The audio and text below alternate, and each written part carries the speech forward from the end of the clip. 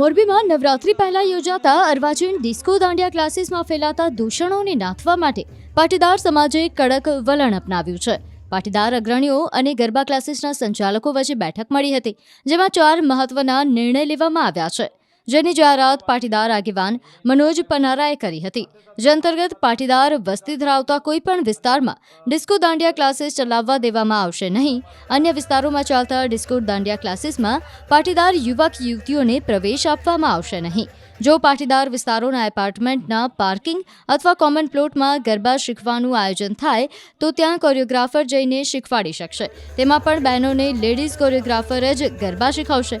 હવે કન્યા છાત્રાલયમાં પાટીદાર સમાજની દીકરીઓ માટે સાંસ્કૃતિક ગરબા શીખવવા માટે ક્લાસીસ શરૂ કરવામાં આવશે।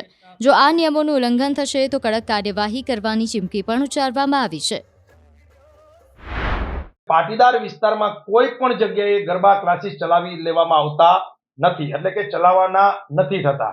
જો આવા કોઈ ગરબા ક્લાસીસ બળજબરીપૂર્વક, ખાસ કરીને જ્યાં પાટીદાર ડોમિટ એરિયા છે, એટલે કે રવાપર રોડ, એસપી રોડ, આવા જે એરિયાઓ છે, અહીંયા કોઈ પણ જગ્યાએ ક્લાસીસ ચાલતા હશે તો એને બંધ કરાવવામાં આવશે અને એને ચલાવી લેવામાં નહીં આવે। અને જો કોઈ બળજબરીપૂર્વક આવા પાટીદાર વિસ્તારમાં ક્લાસીસ ચાલુ કરશે તો એનું પરિણામ એને ભોગવવું પડશે।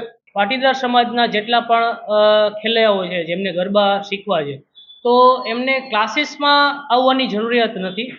એની જગ્યાએ તમારી કોઈ પ્રીમાઇસીસ પર, તમારી જગ્યા પર, તમારા પાર્ટી પ્લોટ હોય કે પાર્કિંગમાં કે છત ઉપર, ગમે ત્યાં પર્સનલ જગ્યા ઉપર ગરબા અમે શીખવાડવા માટે આવી શકીએ છીએ। અને જેમને પણ ગરબા શીખવા હોય એ પોતાની પ્રાઇવેટ જગ્યા પર અમારો સંપર્ક કરી શકે છે। QR કોડ સ્કેન કરો અને ડાઉનલોડ કરો ન્યૂઝ 18 એપ। મેળવો ગુજરાત અને દેશ દુનિયાની પળે પળની અપડેટ્સ।